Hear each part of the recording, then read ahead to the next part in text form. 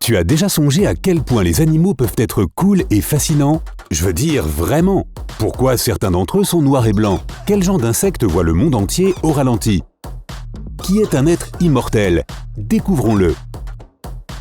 Un caméléon a l'incroyable capacité de changer de couleur. Mais ce n'est pas le seul. Les poissons plats, comme le carlet, peuvent se fondre et s'enfouir dans les fonds sablonneux et vaseux comme de vrais super-espions.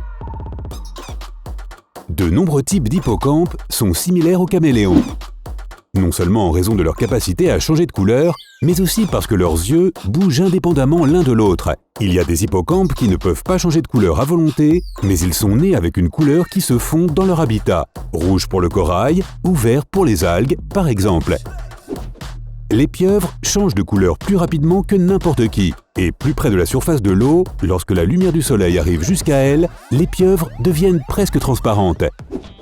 Le lièvre d'Amérique change la couleur de sa fourrure, mais seulement 2 fois par an. En hiver, il est blanc et se camoufle dans la neige, pour se cacher des prédateurs.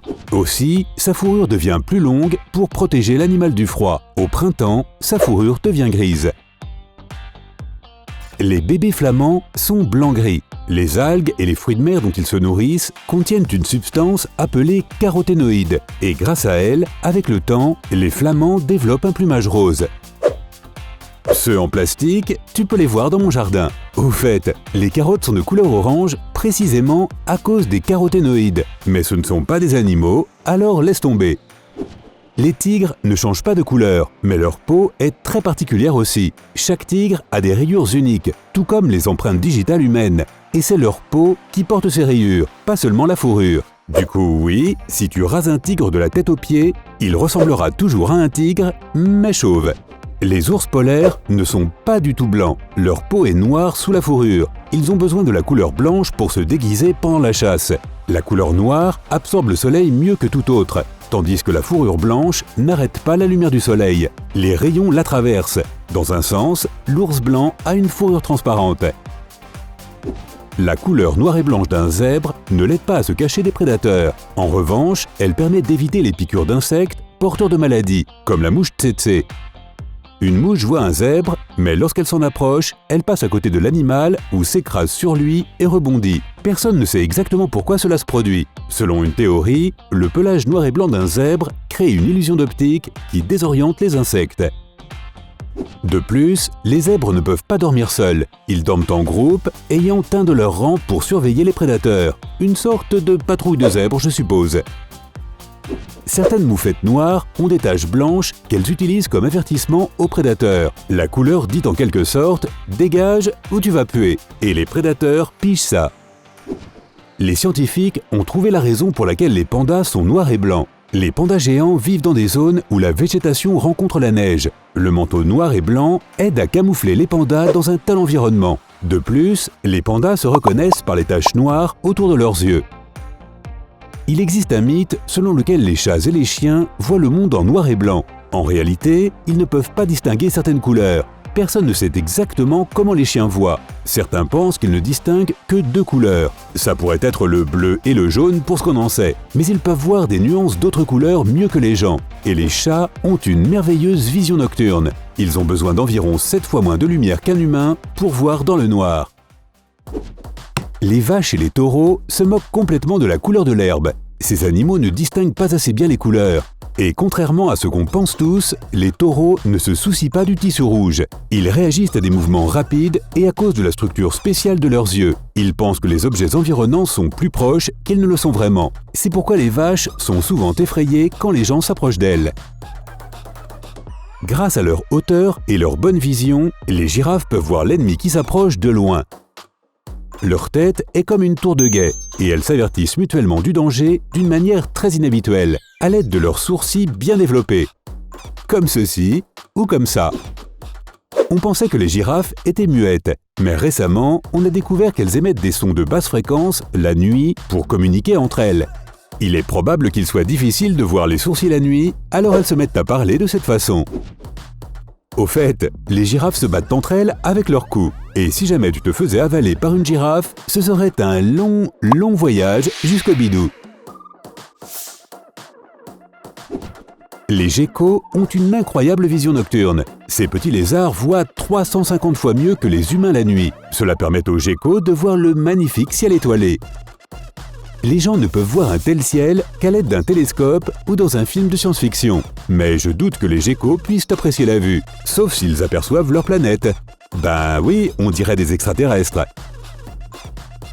La vision nocturne ne fonctionne pas s'il n'y a pas de lumière du tout. Mais certaines espèces de serpents sont capables de voir même dans de telles conditions. Ils ont des récepteurs infrarouges sur leur tête qui aident le serpent à voir la température. Tu sais, comme dans les films d'espionnage. Les aigles ont la vision la plus nette de tous. Ils peuvent voir une souris à plusieurs kilomètres de distance. Ces oiseaux de proie voient une image très claire et sont également capables de mettre à l'échelle la vision, tout comme une caméra sur ton téléphone. Mais bien sûr, avec beaucoup plus de mégapixels. Certains insectes, comme les mouches, ont des milliers de petites sections dans les yeux. Chaque section ne peut montrer qu'une petite partie de la vue, ce qui donne l'air d'un puzzle. Les mouches voient une image très floue, mais elles ont un super pouvoir, la capacité de tout voir au ralenti. C'est pourquoi une mouche arrive toujours à gracieusement esquiver ton magazine.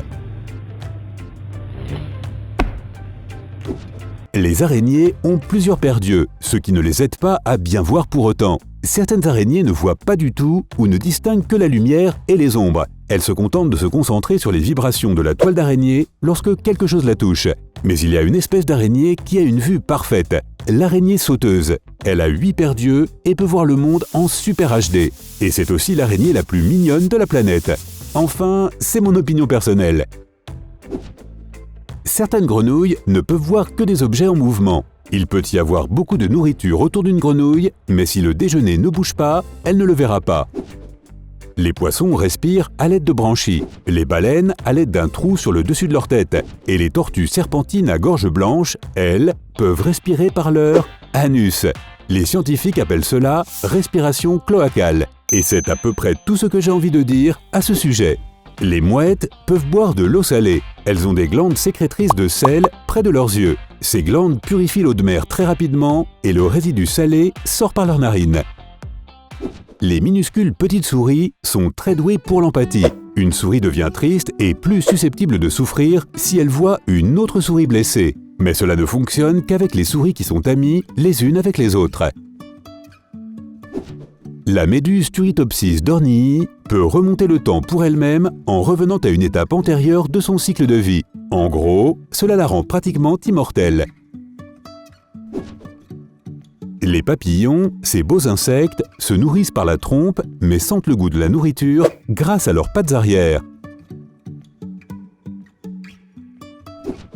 Les manchots Adélie sont de vrais romantiques. Ils n'ont qu'un seul partenaire pour la vie. Le mâle doit donner une pierre lisse à la femelle pour créer une famille. On pourrait dire que c'est une sorte de bague de fiançailles. Comme les humains cependant, une femelle pingouin peut refuser et ne pas accepter le cadeau. Les renards sont tout aussi romantiques. Les renards mâles sont de bons pères et de bons maris. Ils sont dévoués à leurs proches pour la vie. Ils s'occupent des femelles et vont même jusqu'à enlever les puces de leur fourrure. Les renards mâles améliorent leur maison et participent activement à l'éducation de leurs petits. Les singes gibbons tombent aussi amoureux une fois et pour la vie. Ils vivent en grands groupes comme des familles humaines. Parents, enfants, frères, sœurs, grand-mère et grand-père. Et chaque matin, la grande famille chante.